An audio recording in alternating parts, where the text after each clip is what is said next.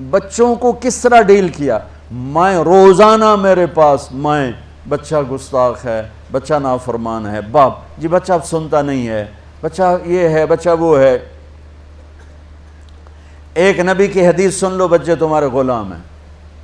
آپ سب باپ بیٹھے ہو، جو جتنے آپ ٹیچر بیٹھا ہو اب سب باپ بیٹھے ہو. جو مستورات ٹیچر ہیں وہ بھی ماں بیٹھی ہیں، اور اصلی باپ اور ماں بھی بیٹھے ہوئے. میرے نبی نے فرمایا اکرموا اولادکم، اپنے بچوں کو عزت دو، عزت دو. میرے نبی کیسے عزت دیتے تھے؟ حضرت فاطمہ گھر میں انٹر ہوتی، اور یہ حضرت فاطمہ کا آنا کوئی 8ویں دن نہیں ہوتا تھا، گھر کے ساتھ گھر تھا، 2-4 گھر چھوڑ کے حضرت فاطمہ کا گھر تھا. ہر دوسرے تیسرے دن حضرت فاطمہ آتی ہیں. میرے نبی چیئر پہ بیٹھے ہیں، زمین پر بیٹھے ہیں، چارپائی پر بیٹھے ہیں، لیٹے ہوئے ہیں. جو ہی فاطمہ کو دیکھتے آپ کھڑے ہو جاتے.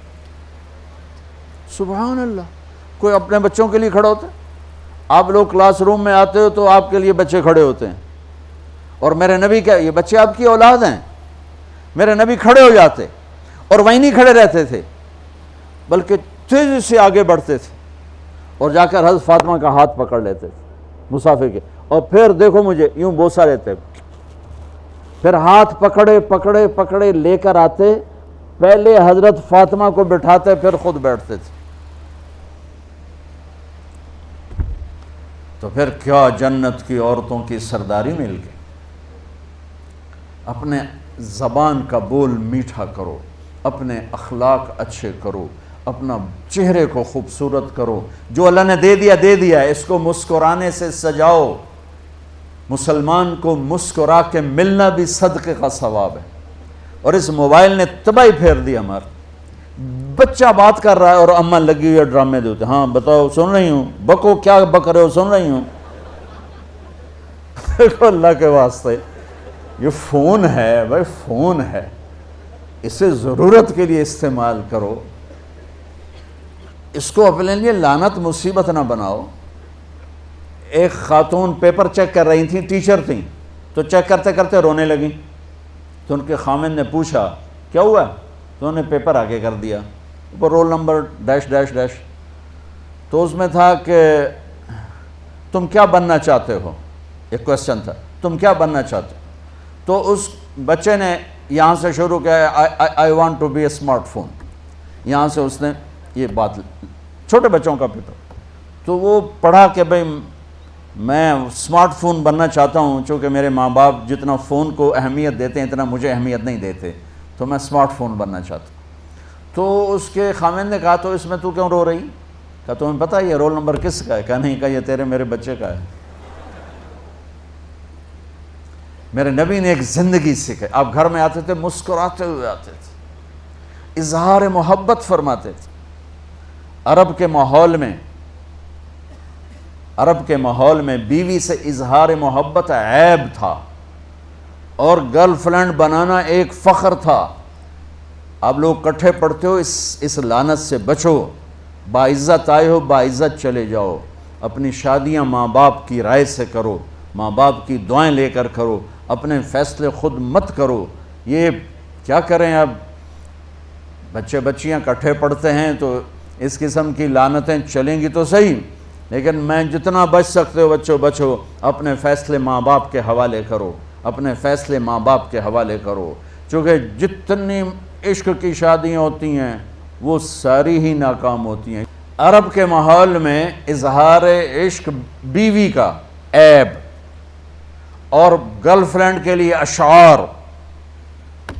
اس کلچر میں بھرے مجمع میں ایک آدمی پوچھتا ہے یا رسول اللہ من احب الناس الیک، آپ کو سب سے زیادہ کس سے محبت ہے؟ تو اپنے نبی کی سنو. آپ نے زور سے فرمایا عائشہ سے. وہ ہل گیا، کہنے لگا ارے یہ کیا ہوا یا رسول اللہ، میرا مطلب یہ نہیں ہے، میرا مطلب ہے کہ مردوں میں کس سے زیادہ پیار ہے. تو آپ کو پتہ چل گیا، اس کی نبض پہ ہاتھ رکھ لیا کہ اس کو ہضم ہی نہیں ہوا کہ میں نے عائشہ کا نام لے دیا. اب آپ نے کہنا تھا ابو بکر سے، تو آپ نے کہا عائشہ کے ابا سے، عائشہ کے ابا سے. آپ اتنے کائنات کا بوجھ سر پہ اٹھا کے زندگی گزاری، اور اپنے حسنین کے لیے روزانہ وقت نکالتے تھے. آپ کہتے ہو میں ریکٹر ہو گیا ہوں، میرے پاس ٹائم کوئی نہیں، میں پروفیسر ہو گیا ہوں، میرے پاس ٹائم ہی کوئی نہیں، تو کیا فائدہ ہے ٹائیاں لگانے کا؟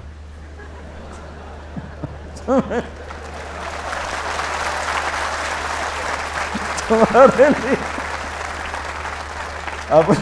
اپنے بچوں کے لیے ٹائم نہیں ہے تو تم کیا کر رہے ہو، جھک مار رہے ہو؟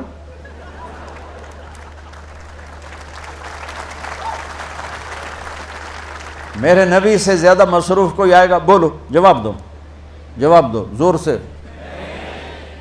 7 بر اعظم کے انسان اور قیامت تک کے انسانوں کی ذمہ داری سر پر ہو، اور وہ روز بچوں کے لیے وقت نکالیں۔ این اللقا، میرے شرارتی بچے کدھر ہیں؟ روزانہ دوسرے تیسرے دن آپ حسنین کو ٹائم دیتے۔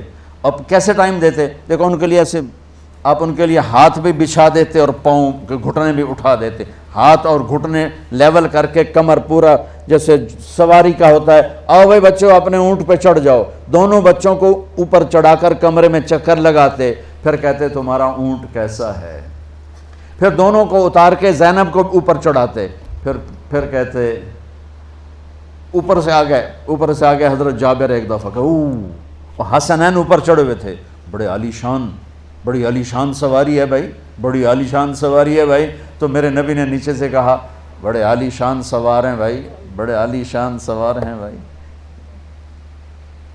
میرا سب سے بڑا سرمایہ میری اولاد ہے، میں نے اسے ٹائم نہ دیا، میں نے اسے یہ سب آپ کی اولاد بیٹھے ہوئے ہیں، ٹیچر کا رتبہ بہت بلند اللہ نے بنایا ہے۔